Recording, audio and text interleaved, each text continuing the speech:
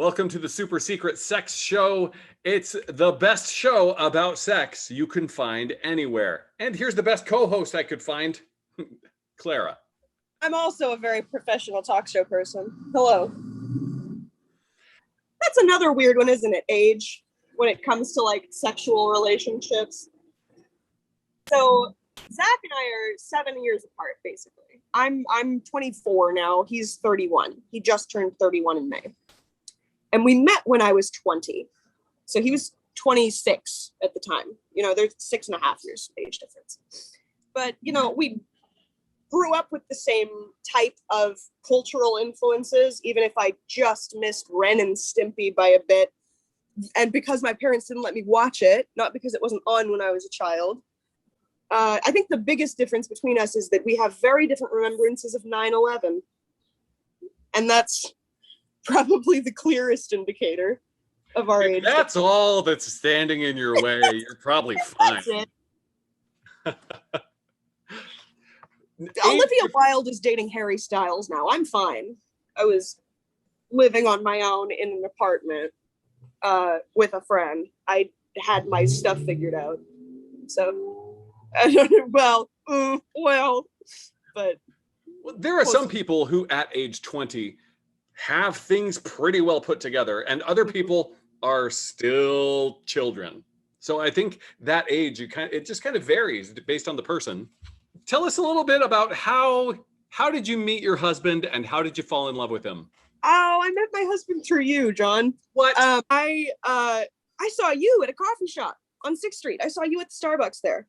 And so you were telling me you were doing a staged reading of Jurassic Park.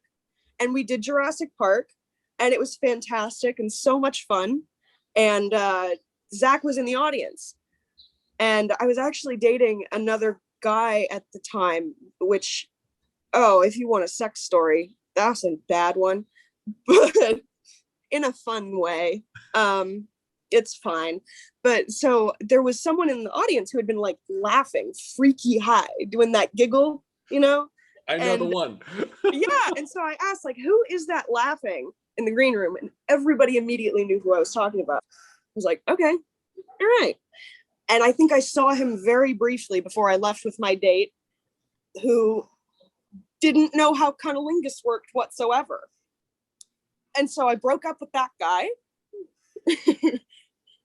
I did a weird switcheroo with several men in my life at that point. And I went, you know what? I like this one.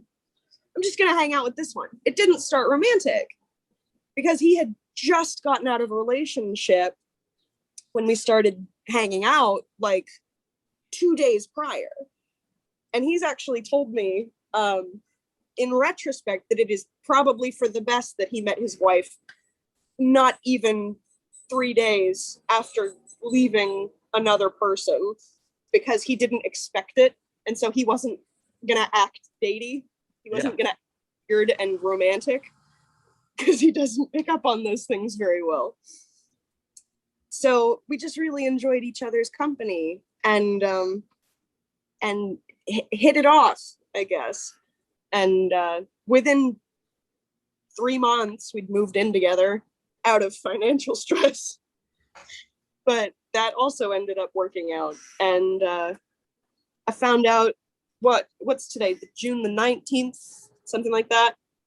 About a week ago, it will have been 3 years since I proposed to him. So I love it. Yay. There you go. Yeah. Was there a moment when you thought to yourself, oh, I love this guy? Yeah, actually. And we had kind of been very cutesy and danced around the word love for a long time. I am an insane person, and so I had planned to ask this man I just met if he wanted to go to a trip to Utah with me, because I very much wanted to go to Bryce Canyon. I'd been to Zion and I'd been to Arches, and I'd never been to Bryce Canyon. He's never been to any of them. So I go, oh, I like this person. I like this place. We're going to smush them together real good and see how that goes. And I did mention that we moved in together out of financial stress. We did not have money for a trip, and I did not have a car that could make that trip. So That ended up not happening, but it did become a euphemism for love. As, hey, you want to go to Utah? Became, you want to have sex? Sort of very fun little under the table way to say it. And then what was it that we said instead of I love you? It was I like you. Because we'd both been very apprehensive about saying I love you. The last time either of us had done that, it hadn't gone particularly well. And it was also moving extremely fast, like at an unhealthy pace almost. Most people called it, I think. The person who did say that to me ended up being my best friend and one of my bridesmaids. So, boom, there you go. I have a Zach at the door. Give me just a second. Hi, honey. Who are you talking about? I'm talking about you because I love you. Yay. You want to say hi? Hey, Zach wants to say hi really quick. Hi, Zach. Good to see you. Hello. Is she telling you how I've never told her I loved her? She didn't say that at all. He tells me he likes me every day, though. So that's even better in a lot of ways. Would you grab me a coffee? Yeah, I gotta go to the bathroom. Thank you. I love you. I love you too. I like you. I like you. Oh. So it's still going pretty good. We like each other. He's genuinely my best friend. I can't, people say like, don't marry your best friend or marry your best friend or whichever in between. I don't care. He just is. And I'm so glad. I could not have gotten luckier. I'm so glad too. You're making me tear up now. Now that we got the mushy stuff out of the way, it's time to move on to smushy stuff. The mushy stuff. What's your relationship with sex like? Positive but lazy. I I love gymnastics. I wish I would have kept up with it. I cannot do it in the bedroom. I can do one cartwheel, and that is not a sex move. So I would say unfortunate but still pleasant. Probably.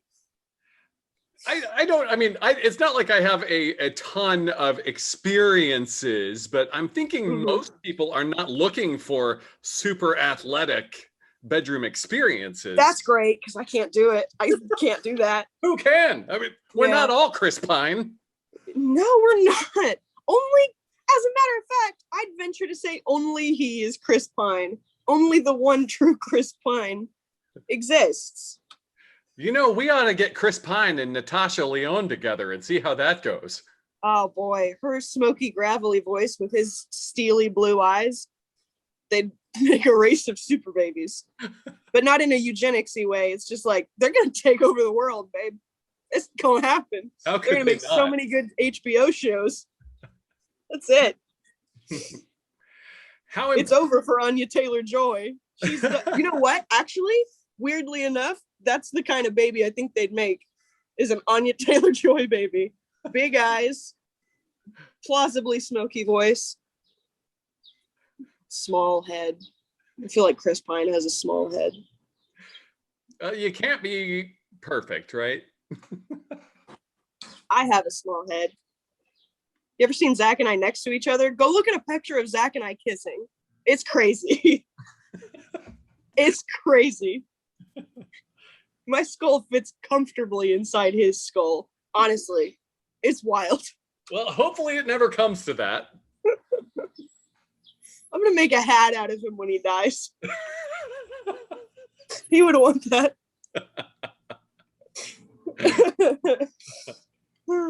And that is all the time we've had for today. Clara, you told some great stories today. I got more where that came from. Then you'll have to come back and regale us again. Well, next time we record, I will wear the same shirt. as I am wont to do.